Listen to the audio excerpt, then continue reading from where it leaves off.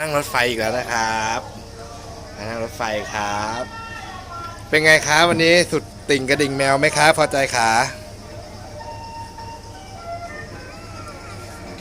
ไหนสวัสดีครับผู้ชมดิสวัสดีค่ะจะพานั่งรถไฟเที่ยวสวนสัตว์แอฟริกานี่ครับ ผู้บอกบอกทางครับนั่งรถไฟครับ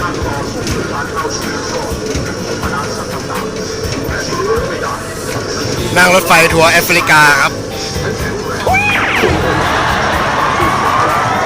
นี่ครับรถไฟนั่งรถไฟ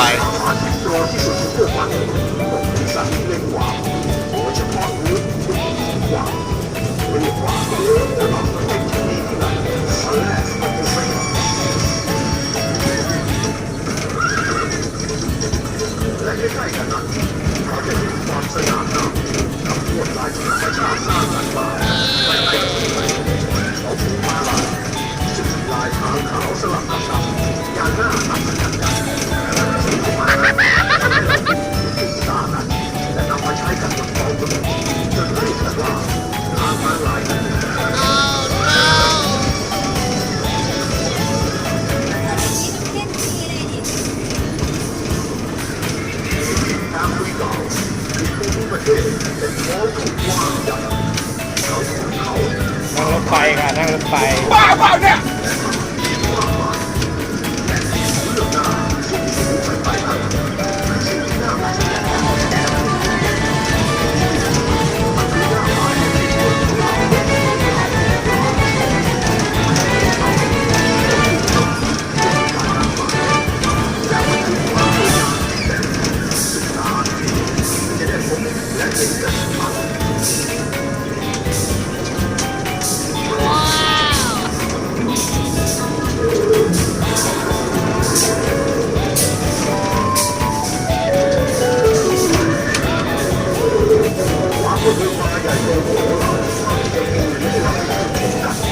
โอ้ยพอใจ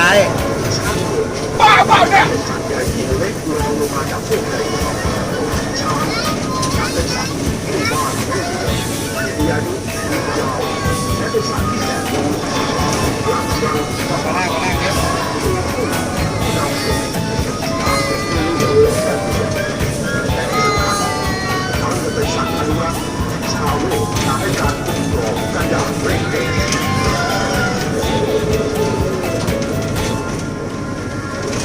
โอ้ของจริงของจริง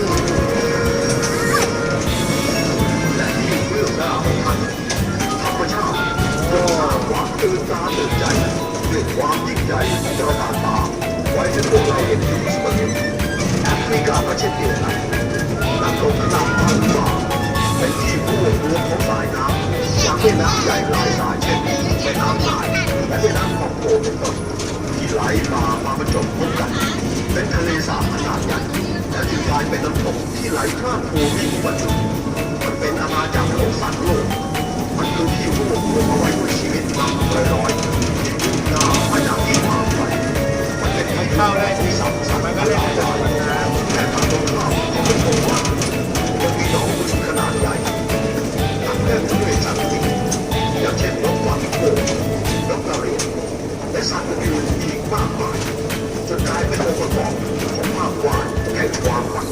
มันคือความสวยงามที่ยากจะลืมแต่ที่แน่ๆมันยังเป็นสวรรค์ของสัตว์ที่มีชีวิตบนโลกนี้รวมทั้งตัวเองด้วย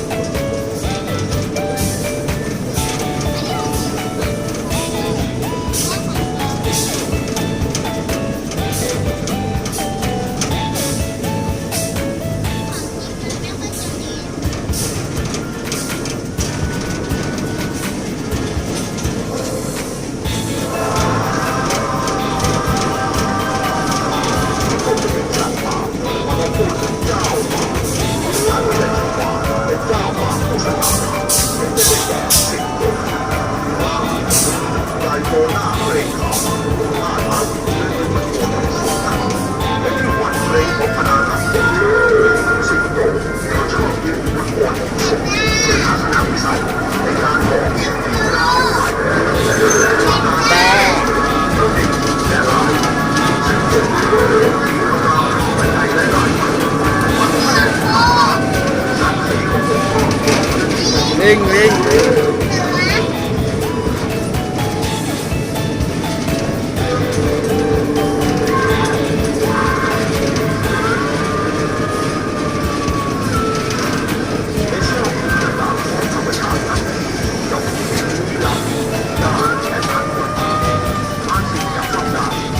ร่องเรือด้วยมีร่องเรือ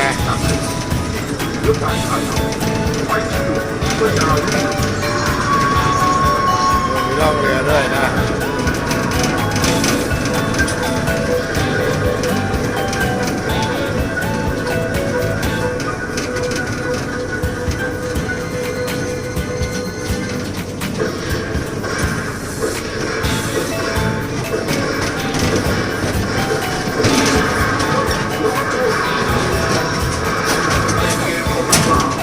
สมัยหนึ่ง